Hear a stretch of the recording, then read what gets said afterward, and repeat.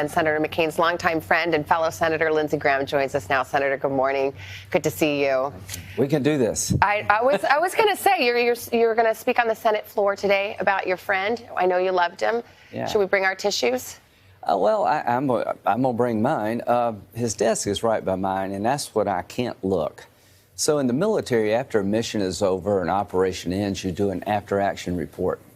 So I'm going to go back to what I know best. How would you describe the after-action report of John McCain's life? I think this will be pretty interesting. I want to get your take. Obviously there's no love lost between Senator McCain and this president. He wasn't invited to his funeral. The president denigrated his war service, said heroes don't get captured. And then there was the back and forth yesterday with the raising of the flags, the lowering of the flags. Did any of that irk you at all? As John McCain's good friend, not as a fellow U.S. senator, but as his good friend, did it bother you at all that the president of the United States seemed to slight him?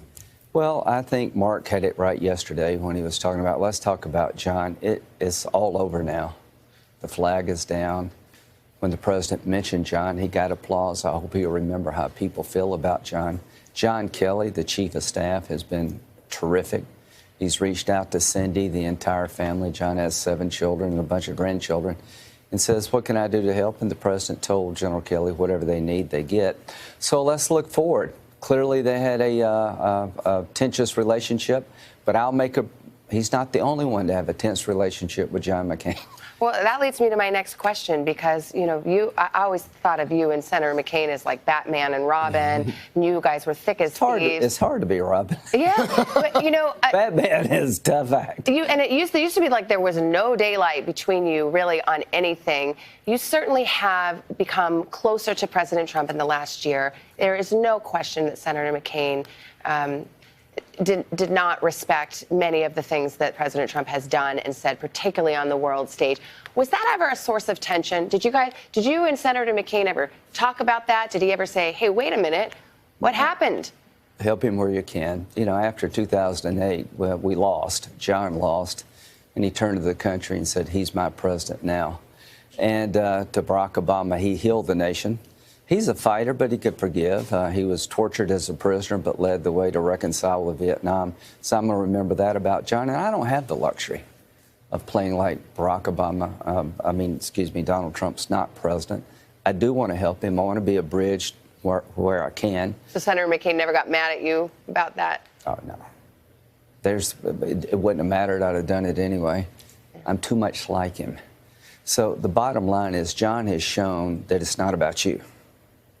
Country first means that even if it's inconvenient for you and it makes you uncomfortable, you do it anyway. Country first hurts, but it's the right way to go. And this man was the conscience of the Senate. He was at times the conscience of the nation. And if I had to pick one person in this great land to explain to someone from a different planet, who are these Americans? It would be John McCain with an assist from Mark Salter. He had a romantic view of our nation to his last breath, and literally almost the last thing he said to me was, I love you. I have not been cheated. He was not cheated. He was very, very grateful. We talk about Senator McCain. I see a tear in your eye. Yeah, he was 5 cats, man. He had like 45 lives. Yeah. He crashed 5 airplanes. He's a black ace. He's been in 5 airplane crashes of ours. I cannot tell you, when he speaks, people listen. To stay relevant all those years, so his colleagues, he would say the most awful things and later be able to forgive and forget. He's talking to Ted Kennedy right now. Can you believe what they're saying about me after what I did to them? I guess that's why it's funny, because Republicans, Democrats, he made everyone mad, but everybody respected him. Except it feels like our president didn't respect him. Let me play you just the sound in the Oval Office. Let me just play it for you. I'm not trying to put you on the spot, but just take a look at this. Yeah. Mr. President, any thoughts on John McCain? Right out this way.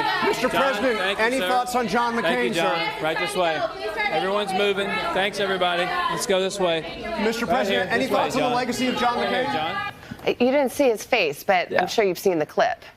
Yeah, I just think the president finally got to where he needs to be, and we're going to talk about John, how the president feels about Senator McCain. It's his right to feel any way he'd like.